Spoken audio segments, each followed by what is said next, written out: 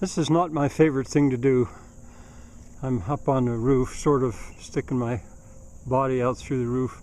You see, I'm got to do something about patching this. The rest of the roof's okay, but anyway, I thought while I'm up here, at least the view is so nice, I'll film it from a little different perspective. I've talked enough about these areas, I suppose. Well, I'll say a little bit more. There's a complex of 5 folk huts that go right there. The tires are all stacked for weights if I go back to gardening to hold the extreme mulch down. Now this is all what pigs have done.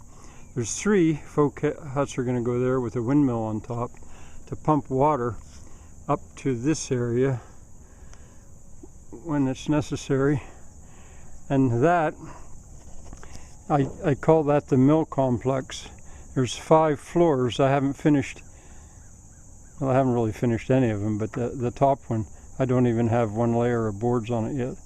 I think you can see that. And then, let me turn around here. I'm on a ladder. Okay, I'm back. I got myself turned around. Where that spool is, I think I'm probably going to end up bringing that over in this direction about 10 feet, because that's what I did with the mill complex. And I was going to have 3 water wheels going down through there. I think I'll only have 1, and the one will be the really high one, over 20 feet, maybe 24, well, maybe 24 feet high there, because that will have a fall of water from all the way up here, just about where that white fence post is. No, up where, sort of where the green, well, right in there. That's where the water supply comes, and the aqueduct will start. It'll be bifurcated. How's that for a word? It'll fork. One side of it will be coming right straight toward me, and on top of demi folk huts, and the other side will go out that way, keeping that same level. So to give you some idea of how high that's going to be. Such a beautiful day. There's the roof I got to work on for sure. There's the roof I've got to work on for sure. But that isn't as high, and that won't be, I'll be relieved when I've got this last piece on there. I've got 2 more pieces to put. What a beautiful day. My hand's probably shaking a little bit. It's not because I'm afraid, it's because I've been straining a little bit. There's more to say, but anyway, you can get a view of things here. Oh, and all that bunker cover, I've got that spread out all over the place. I'm going to fold that up. It was just to dry it out. And you can see I put some bunker cover on one of the 5. There's going to be 5 folk huts there. And you see that from the ground level. You've seen it already a bunch of times. And right in the middle, where all those concrete blocks are, that's where this monstrous furnace is going to be with the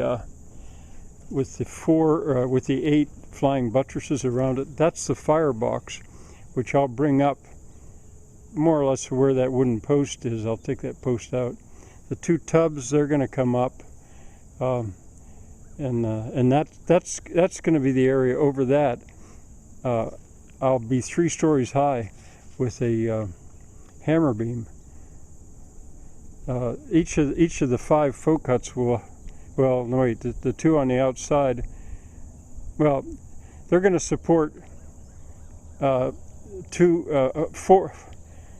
That's just too hard to explain. There's over that one right there, there'll be a third one stacked up. 1, 2, 3. It's going to be really high. We'll see how that looks. All right, I think that's enough talk. Bye for now. Maybe you can't see that. That'd be good. That's as ugly a roofing job as I've ever seen. I hope to never see an uglier one. It's only going to be like that until I can get a ladder up and work on from above. How I actually got that last sheet on, and it looks like it's going to leak, but it's going to be outside the building. I wired it from underneath. I wired a short piece down to the rafters.